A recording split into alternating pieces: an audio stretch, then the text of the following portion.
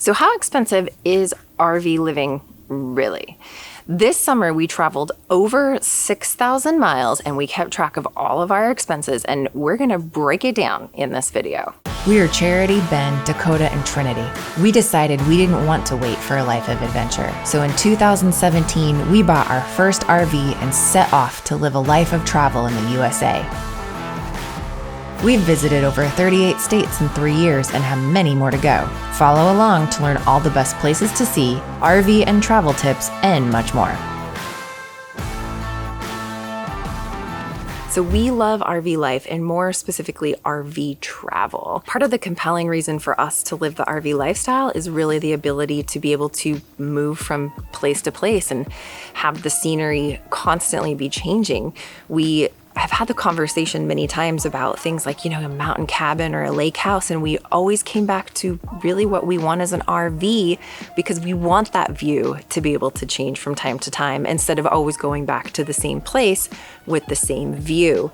And that's part of the reason that we live this lifestyle. Plus, if you ever find yourself in a situation where maybe things just aren't going so well in that campground, you can just bring in your slides and pull up your jacks and take your wheels and move down the road. In fact, one of our most viewed videos of all time was about a situation where we had to do just that. So we'll put a link up above on what happened there if you care to learn more about that particular story. But needless to say, RV living for us isn't so much about saving money as it is about experiences over things. So some people, their goal is to save money by living in an RV, and that's all great and fine. And I don't really think there's a right or a wrong answer. But when you ask about what is the expenses that come with RV living, well, there are some direct RV related expenses that you have with an RV lifestyle, and there are some expenses that you have regardless of the lifestyle. So in this particular video, we're not going to necessarily talk about grocery expenses or insurance expenses or our mobile expenses, because those are things that you have if you're in a sticks and bricks. Those are things that you have if you're in an RV. You're going to still go to the grocery store. You're gonna still eat out, and how often that you eat out probably isn't going to change much just because you moved into an RV. Those are all kind of personal habits that don't necessarily change just because your way of living changed being in an RV versus a sticks and bricks house. So those are expenses we're not even going to include in the mix. They vary so much from person to person and with lifestyle choices, and they're not truly directly RV related expenses. With how we choose to live our particular lifestyle, we allocate these financial resources to things like experiences. So for example, this last year, even though our kids had a few gifts under the tree, it wasn't anything that was super extravagant. It wasn't anything that cost a lot of money. But what we did instead was we spent 4 days at Disney World in Florida as their Christmas gift. Word to the wise here. Don't do 4 days in a row at Disney. Just don't do 4 days in a row. Break that up a little bit. We learned that lesson the hard way. Just had to, throw that in there.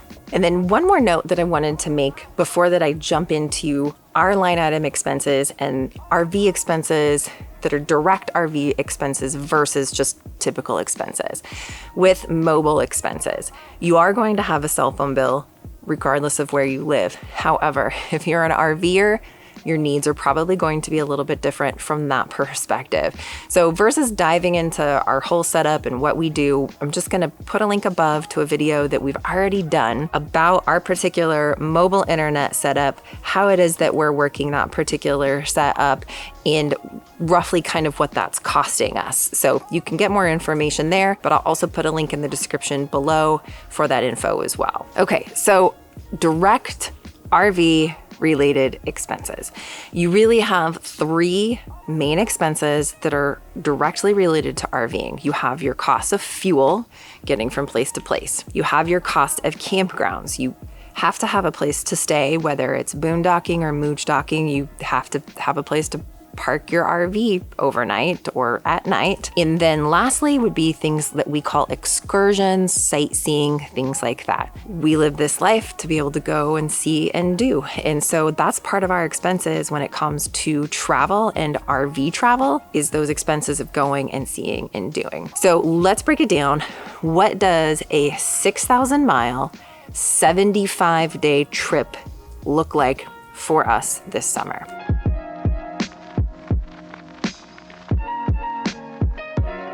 So cost number one, and this was our most expensive cost for the whole trip as far as just from a category perspective, and that was fuel. So our total cost for fuel this summer for our trip was $3,148.79. Now, a couple of things that I want to point out here. Number one, that was our total fuel cost, which included diesel for our motorhome and gasoline for our Jeep.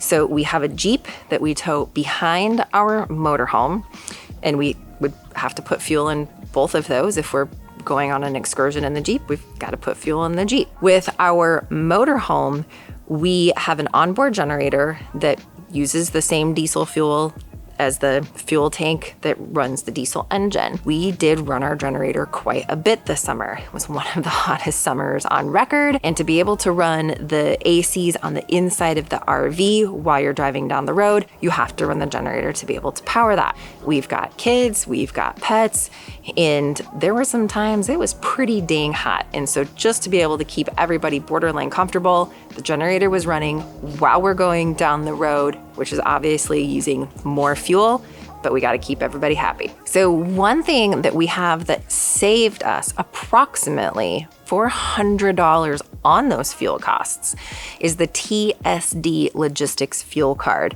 Now, basically how this works is you're purchasing fuel through a fleet company that's buying fuel in bulk, so they're getting bulk discounts from a lot of the different fuel carriers. TSD also has a partner app called Open Roads. This is only for TSD members. You do have to log into the app with your credentials to be able to access the information. But what it does is it lets you know what the discount price is at those particular fuel stations. We were pretty careful this summer when we would fuel up to choose the stations that had the best price. And on average, we paid less than $3 a gallon for diesel fuel this summer using our TSD Logistics card. So it definitely was a money saver for fuel, but obviously fuel is still one of our biggest costs.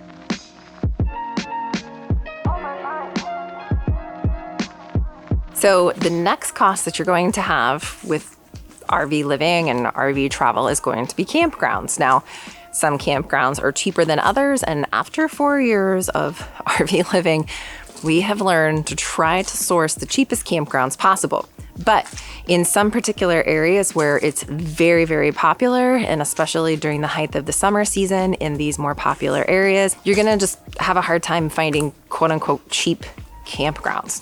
So our total cost for campgrounds this particular summer was $2,167.14, which averages out to just under $30 a night because we were gone for 75 days away from our home base during this particular time. Now, one thing we did do is we mooch docked quite often. So we had a family member in Colorado that had a couple of acres where we were able to park the RV on their property. I have a relative in Ohio that let us park a night in their driveway where they had plenty of space.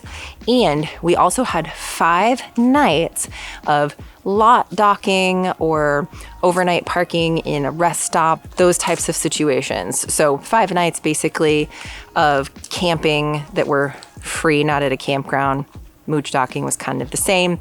I did include in this cost, we did give our one family member some money to help cover utilities because we were there for an extended period of time.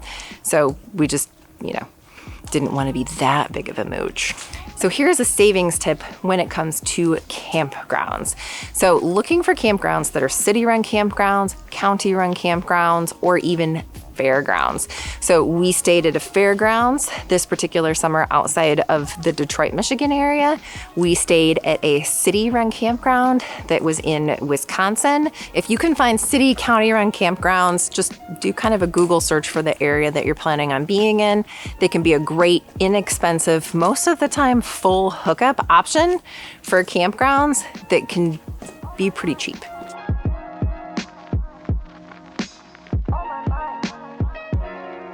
So category number 3 would be what I would call excursions or just activities, things that you're going and doing and seeing. So our total excursion expenses for this particular summer were $887. So some of the things that we went and did that had a cost associated with them was we went to a St. Louis Cardinals home game, which was just super fun and high energy. We visited the City Museum in St. Louis, which if you're in St. Louis, put that on your list. It's just a wonderful experience. We went on a kayaking trip at the Apostle Islands National Seashore outside of the Wisconsin area. And then we took the ferry to and from Mackinac Island and rented bikes to ride around the island. And so all of those were things that had an expense associated with them that cost us some money. Now, here's a great way to save on some of these expenses, and these are ways that we saved. This particular excursion cost of $887 for the summer is one of our cheapest excursion summers to date. So what we did is we did a lot of free things like hiking. We were in Yellowstone National Park and Glacier National Park. We visited Teddy Roosevelt National Park. A lot of these national parks, you just can go hiking. And we had a 4th grader, so we had the free National Park pass through the 4th grade program. I'll put a link below and also a video above for more information on that program if you have a 4th grader. We won't have a 4th grader next year, but purchasing the annual National Park Pass is also a great way to save money and be able to take advantage of our national parks and monuments and national lands to be able to do those types of activities outside that don't cost anything. So these are just some of the costs for our larger trip this summer. We do still do a lot of traveling out of our home base that's located here in Florida throughout the year, and we try to keep those costs as minimal as possible. But hey, we live this lifestyle not so much to save money, but to have those experiences and see new places. So your costs might be different depending upon what your priorities are. You can let me know in the comments just maybe what you live RV life for. Are you living RV life to save money? Are you living RV life to have those experiences? What's your goal in how it is that you live RV life? And as you check out other videos on costs, you'll probably see that some people spend less than we do, and you'll probably see some people spend more than we do. And there's really no right or wrong answer as long as you're doing what you feel like is best for you right now.